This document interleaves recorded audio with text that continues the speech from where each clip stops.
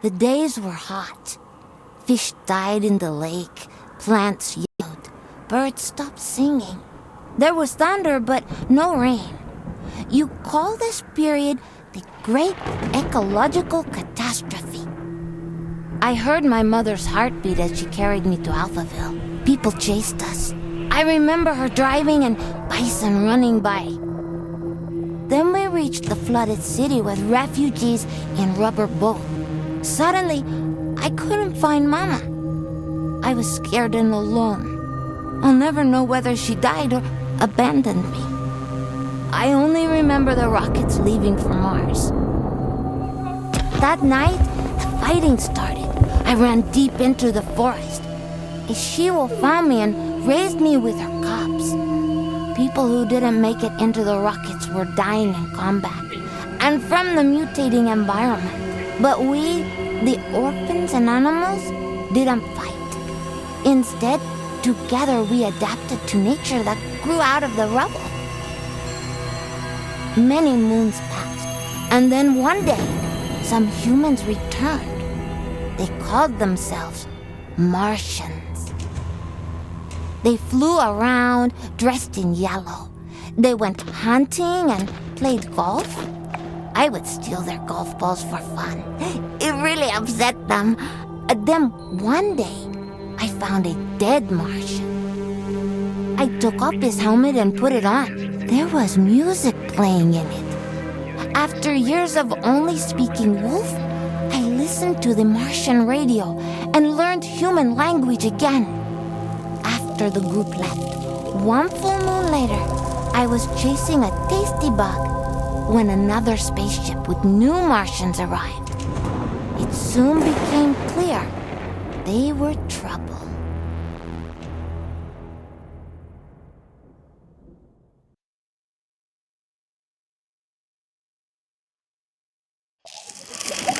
Greetings, all you Tesla City Martians out there. You're listening to Radio Nostalgia from Mars, the show for those who miss a morning run in the park, slurping minestrone soup, sailing with the wind in their hair, singing in unison with thousands of people at a music concert, or smelling the coming rain. In other words, a show for the long lost days of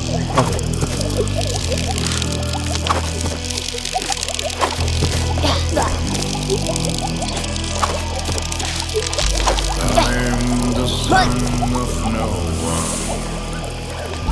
I'm the son of no one.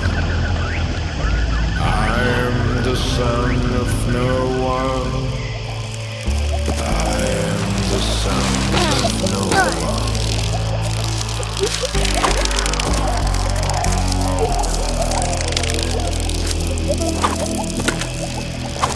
A mutant of tomorrow. I got no time for sorrow. I found becoming a stag, antlers with no yellow flag. Left to my own devices,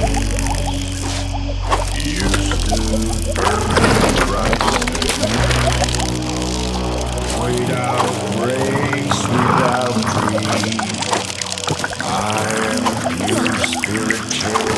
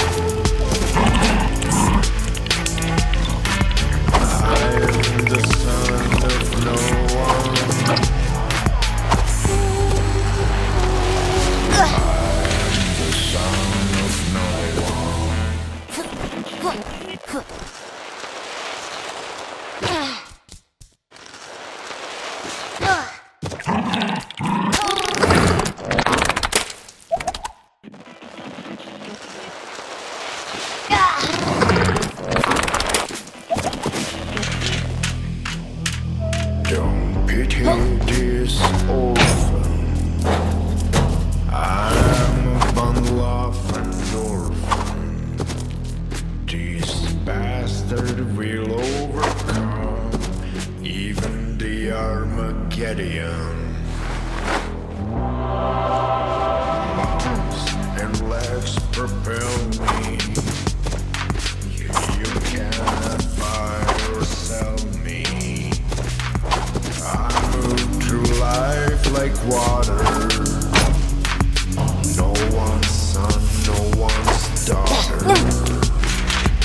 I am the son of no one, the son of no one. I am the son of no one. I am the son of no one. Starting off the show with Son of No One, a song I'm fairly certain resonates with many of us orphans of the earth out here in the stuffy depths of space. Speaking of stuffy air, please don't attempt to open portal windows to let some fresh air in. It's unbelievable that we have to mention this, but we're living in pressurized domes, people. Breathing recycled air is just the new normal. In totally unrelated news, the memorial of Baroness von Wullenschütz will be held in private, and her family asks gold diggers and paparazzi to respectfully stay away from the funeral ceremony being held in the Section C cafeteria on Deck 3 at 7 p.m. dome time. All right, on with the show. Go. Go.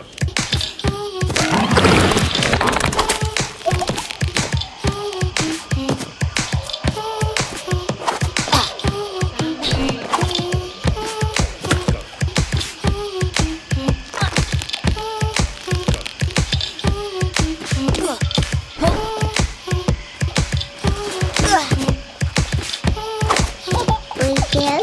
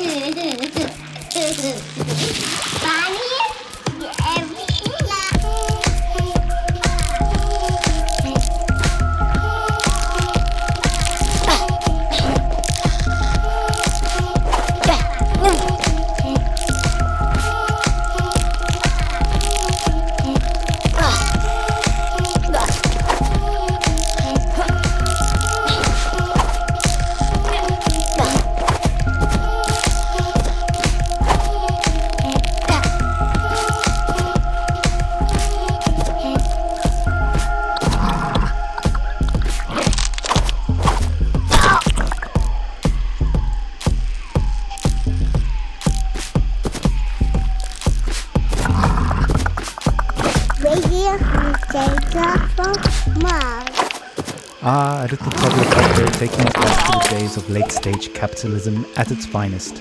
Child labor never sounded so sweet. On that note, it's time for another story, a look back at life on the open road, and a look forward to the long road ahead.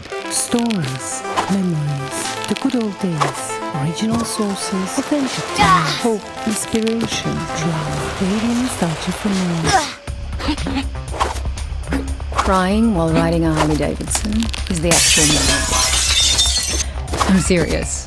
I tried to recreate that feeling here on Mars. So I took a Tesla City Delivery EVA for a spin on the Planitia Plains, but it's like driving a janky VR simulation. It made me miss riding my motorcycle, my Jolene, even more. At 35, for 30 days in the blistering heat of July, I took a 4,600-mile trip across America on my motorbike. We set off from California, we zigzagged up and down the country and covered 18 states all the way up to New York City, where I was to take over my father's company. During the trip, the biggest surprise for me was how much of my thinking was practical. Even banal, I just focused on staying alive at 70 miles an hour on two wheels with crazy winds buffeting me in all directions. So while my mind was this constant barrage of compulsive thoughts, those thoughts were generally practical. Like, how do I get to that destination before dark? Am I drinking enough water? Am I hydrating? The bigger picture stuff of why am I doing this and what is life about anyway didn't come until later. We started the trip at the peak of California's infamous orange heat wave, and we rode it for 5 days in temperatures you wouldn't believe. Some mornings I'd have sweat dripping from my elbows before we even set off. My eyes hurt from the sun. Sometimes I'd wake up so sore I could barely move. My inner thighs had engine burn. And even though those closest to me actually didn't think I'd make it, I learned that I could physically overcome much more than I thought. So after that rite of passage, I knew I could take over the company. Instead of being an entitled little brat whose father would pay for her theatre career, I turned the company into a $1 trillion business. And now, here I am with my family on Mars, among the last representatives of humanity in the universe. But aside from this high-minded idealism, life has no meaning. Because of these damn EVA suits, there's no wind on the highway.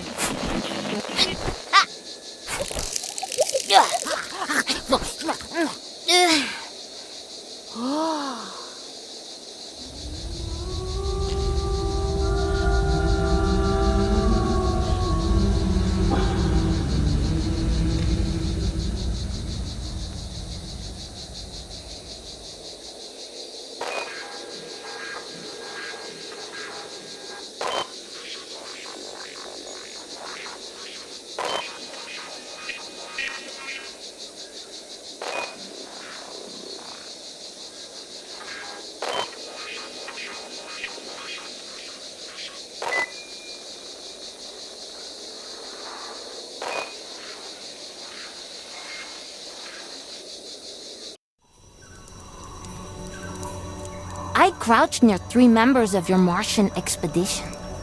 The rest of your group were out in the field.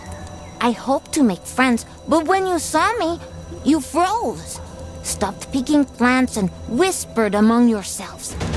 You seemed very scared and confused, amazed that I could breathe without a suit.